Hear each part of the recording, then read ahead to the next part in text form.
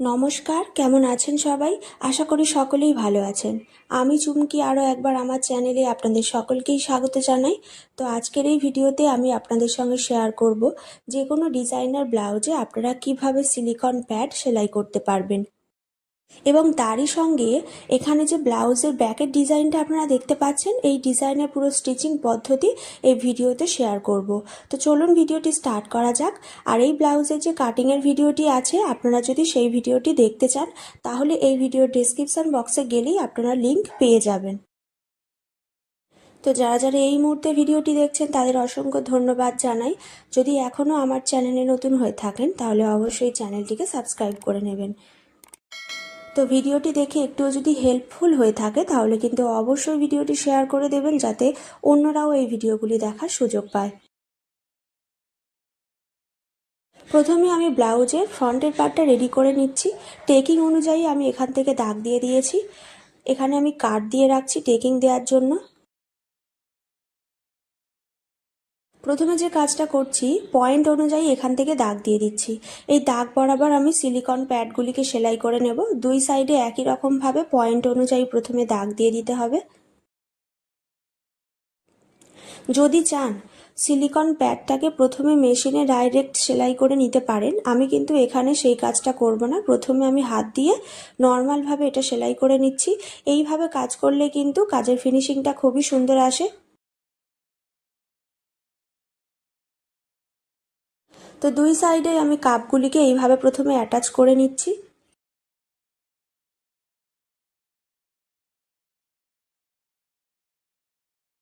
কাপের মিডিলে এই জায়গা থেকে 2 ইঞ্চির মতো গ্যাপ রেখে তবেই কিন্তু কাপগুলিকে সেলাই করতে হবে।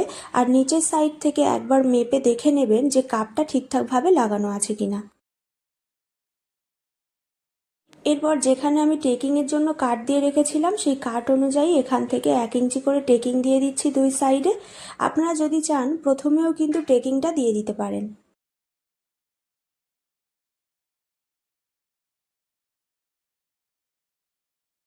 তো এখানে দেখুন কত সহজভাবে কিন্তু কাপগুলিকে সেলাই করা হয়ে গেছে।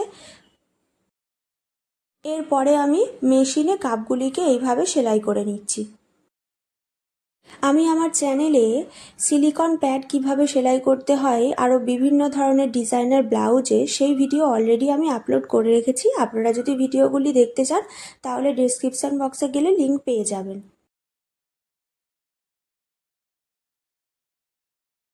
তো এইভাবে আমি সুন্দরভাবে কাপগুলিকে সেলাই করে নিয়েছি ফিনিশিংয়ের সাথে।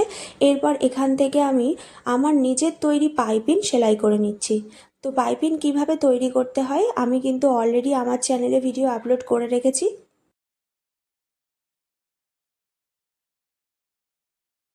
এরপরে ব্লাউজের যে মেন কাপড় আছে, মেন কাপড়েও দুই সাইড থেকে প্রথমে টেকিং দিয়ে দিয়েছি। এরপর সোজা কাপড়ের ওপরে লাইনিং পার্টটা এইভাবে রাখবো আর ডিজাইন বরাবর সেলাই করব। তো এইখানে আমি কাপগুলিকে উল্টে নিচ্ছি। এইভাবে কাপগুলিকে উল্টে নেওয়ার ফলে দেখুন লাইনিং কাপড়টা মেন কাপড়ের ওপরে সুন্দরভাবে পেতে বসে গেছে।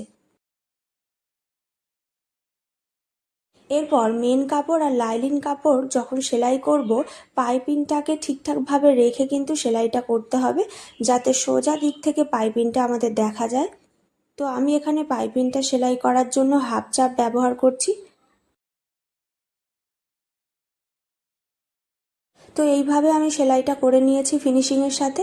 এরপর গলার কাছে যতটুকু এক্সট্রা কাপড় থাকবে কেটে বাদ দিয়ে দেব এবং কাট দিয়ে পুরো লাইনিং কাপড়টাকে উল্টে নেব।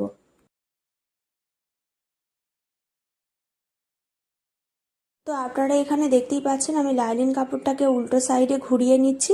এরপর মেন কাপড়ের ওপরে লাইনিং কাপড়টা সেলাই করে নেব।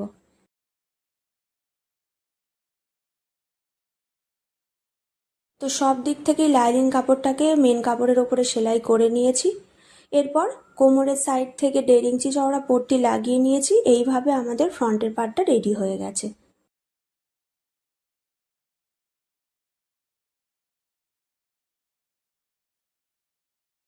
আপনারাও চাইলে এইভাবে কাজটা করতে পারেন। এরপরে চলে যাচ্ছি ব্যাক পার্টে।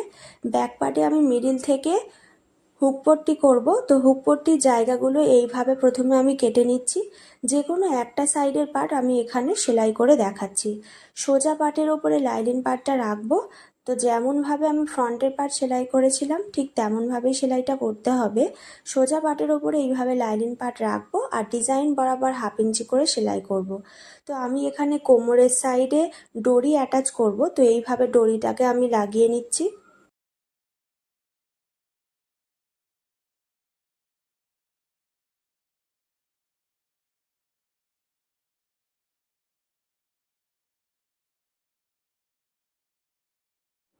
এরপর কাট দিয়ে পুরো লাইলিন কাপড়টাকে উল্টো সাইডে ঘুরিয়ে নিয়ে আরও একবার সেলাই করে নেব।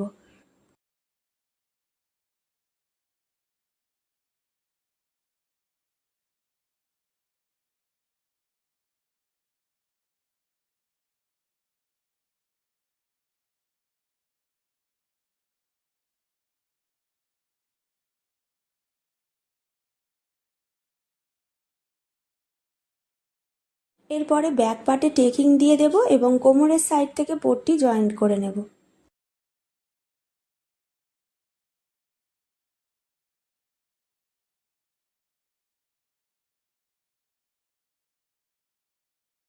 তো দেখুন ব্যাক পার্ট এখানে পুরোপুরি রেডি হয়ে গেছে। ওপরের সাইডে আমি হুক পট্টি রেডি করে নিয়েছি এবং কোমরের সাইড থেকেও হুক পট্টি রেডি করে নিয়েছি।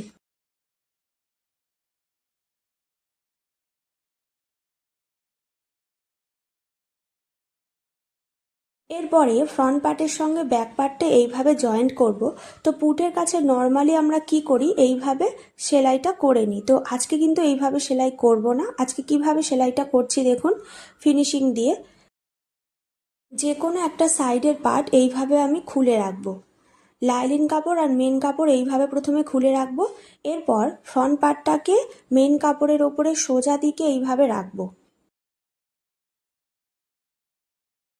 এরপরে লাইলিন কাপড়টা এর ওপর থেকে এইভাবে রেখে সেলাই করে নেব।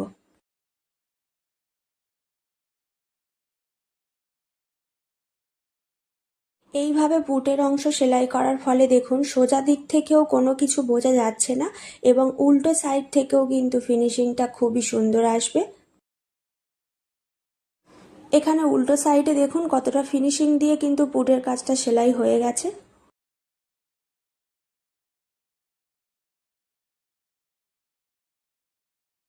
এরপরে হাতার পার্ট জয়েন করে নেব এবং সাইড থেকে প্রথমে সোজা দিকে ব্লাউজটাকে সেলাই করব। তারপরে যতটা কাস্টমারের ফিটিংস আছে সেই বরাবর ব্লাউজটাকে আরও একবার সেলাই করে নেব। তো আজকের ভিডিওটা আমি এইখানেই শেষ করছি। ভিডিওটি কেমন লেগেছে আমাকে কিন্তু অবশ্যই কমেন্ট করে আপনারা জানাবেন আর ভিডিওটি ভালো লেগে থাকলে লাইক, কমেন্ট আর শেয়ার করে দেবেন।